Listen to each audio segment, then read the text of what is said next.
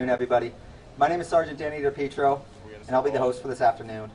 First of all, I would like to welcome you guys to our brand new Washington County Public Safety Training Center.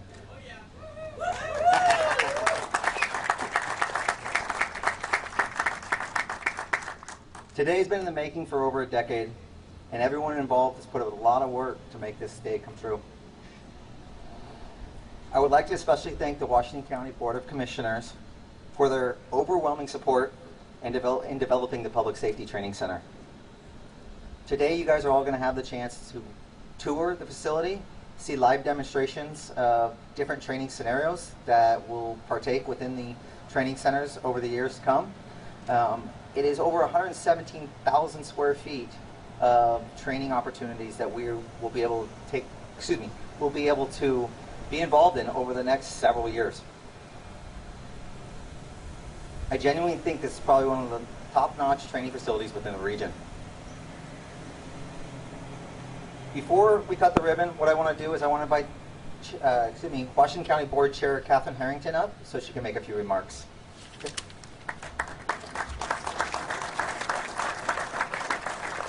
Thank you, Sergeant. And thank you to everyone who is here today to be part of this celebration. This is truly, truly exciting. Quite a community accomplishment. This is a significant moment, not only for the Sheriff's Office and the other law enforcement agencies here in Washington County and who have joined us today, but also for the community as a whole. As many of you know, I've lived in Washington County for 29 years. I think it's fair to say that many in our community take for granted or simply don't know about the hard work, patience, and bravery of our law enforcement officers and what they bring to their jobs 24 hours a day on our behalf. Serving as a sheriff's deputy, a detective, or a police officer here in Washington County is one of the hardest careers that anyone can have. The risk and challenge, both mentally and physically, that our law enforcement community members undertake to make us safe is enormous. We ask them to assess, decide, and act in a mere few seconds, whether they're dealing with the worst of humanity or the most heartfelt human situations. And they do this each and every day. These are superhero qualities we ask of these individuals. I think I can speak for the full Board of Commissioners when I say that our community benefits when we make sure that these men and women in uniform have the best possible equipment and training before they begin their shifts every day. The facility we are opening today is a critical part of that commitment from our board as well as from the prior board. Thank you very much to the prior board members who contributed countless hours in helping ensure that there was funding for this as they preceded our current board. I'll leave it to the sheriff and his team to describe how the features and design of the center support their training needs. But allow me to close with a word of thanks and gratitude to the sheriff and to his team, to the staff at the County Administrative Office who helped identify the funding for this facility, to the County Facilities and Park Services team who worked so hard with the Sheriff's Office to make this center a reality. To Scott Edwards Architecture, thank you for once again practicing the art of the possible and designing a great facility that will serve us well in the decades ahead. To Corp Inc., the general contractor, for following through, and for Action Target, the shooting range contractor. And finally, an important thank you to the men, women, and individuals in the Sheriff's Office and all of the law enforcement agencies here with us today, but throughout Washington County, who will soon be calling this place their training facility, coming through these doors to better prepare themselves for the important service that they provide our community, your community, day in and day out. Thank you so much for being here as part of this celebration. And now I'd like to turn it over to our awesome Sheriff, Pat Garrett.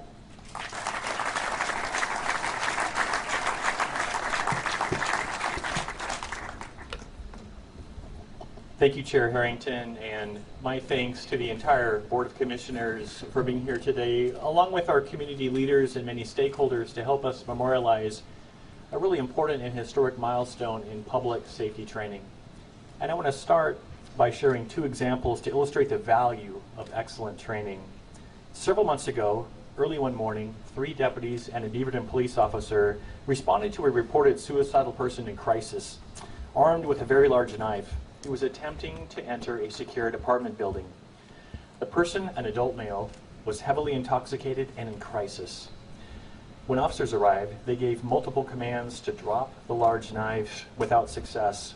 Still holding the knife, the distraught man advanced towards officers, at which time a deputy fired a 40-millimeter sponge round, a form of less lethal munition, striking the distraught man in the right thigh. And for that munition, that was a perfect shot placement.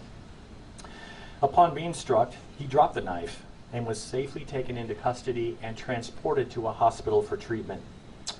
Sometimes excellent training also keeps our community safe when law enforcement professionals are off duty. One afternoon only 2 weeks ago, a family contacted a close neighbor and off-duty jail deputy for help with their adult son who deals with a traumatic brain injury. And he was experiencing what family described as a psychotic manic rage. Armed with a knife, he became violent towards inanimate objects just outside and in front of the house. Neighbors were also outside. Children were playing nearby. He broke windows with a baseball bat. It appeared nothing could stop his rage and violence. He poured gasoline on the inside of a car in their driveway, and while searching for a match, the off-duty jail deputy arrived. When the deputy approached and called out, the man faced the deputy. He held the baseball bat up as if to strike. The deputy was armed with his own defensive weapon, and he used a range of strategies to de-escalate the dangerous situations. When soft tones didn't work, he was more forceful. He eventually calmed down the person who was in crisis. The parents wrote me that he did an amazing job to make sure all were safe. They were thankful he stepped in to take command of the situation. And every police chief here today can tell similar stories. You don't hear about them in the news because they ended safely for everyone. But these kinds of endings depend on realistic training and the kind of training that we'll receive at this training center. I want to just take a minute and talk about our vision for this center and be very clear about why it's important for our community. In the late 1980s, the Sheriff's Office began to professionalize our training. We assigned a full-time training coordinator, sent some folks to become subject matter experts in a variety of disciplines. And about 10 years ago, the need for a training center became very, very real as our venues and our training hours became curtailed. At the same time, we had discussions with area agencies about a metro area training center, but the funding and will just didn't materialize. We worked on a public-private partnership, but that too was unsuccessful. After I became sheriff, we made a public safety training center a top priority and began working diligently with county leaders. After years of hard work and solid partnerships, we're here today with a training center vision realized. Your public training center supports an excellent training program, which is critically important because, one, we want our law enforcement professionals to go home safely at the end of their shift. Two, we want to continually improve public safety and increase public value for the cities and county we serve. Three, excellent training ensures our community can be more confident their law enforcement professionals do the right thing, especially when they have to make a split-second decision and lives are on the line. before, the training center allows us to integrate dynamic, changing situations in the learning environment. So when it happens in the community or in our jail, it's not the first time for that experience. The dynamics are more familiar, the deputy or officer better knows how to respond. 5, it supports multiple agencies working together seamlessly to best serve our community. 6, excellent training is a pillar of an accountable, professional, reliable law enforcement agency. And lastly, the Public Safety Training Center, Washington County's training center, is of the utmost importance because our community is important.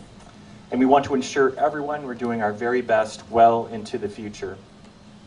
The work of deputies and police officers is at times very dangerous.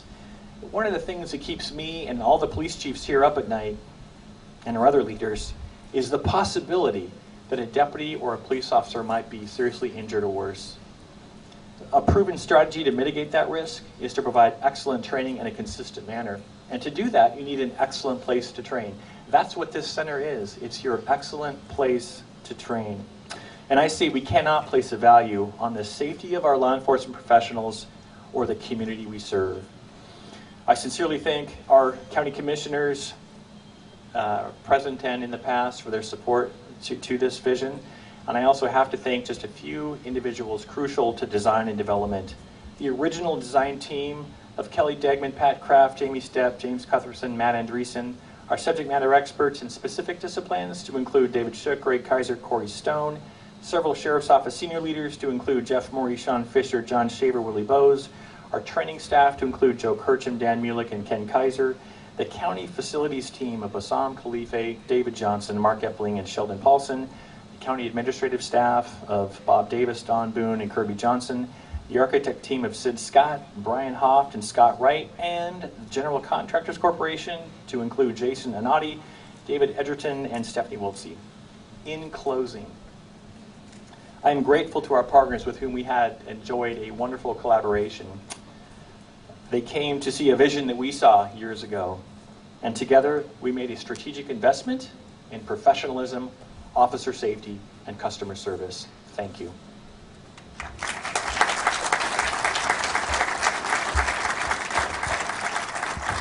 If I could get the commissioners to join me up front for the ribbon cutting, and then we'll get inside.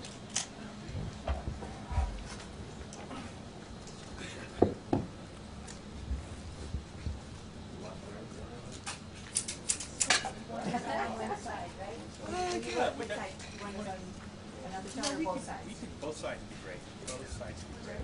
Yeah. That's perfect. You guys are awesome.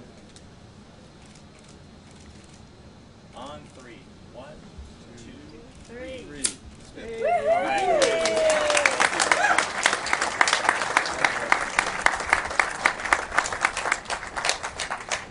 It's really cool inside, so be sure to check it out.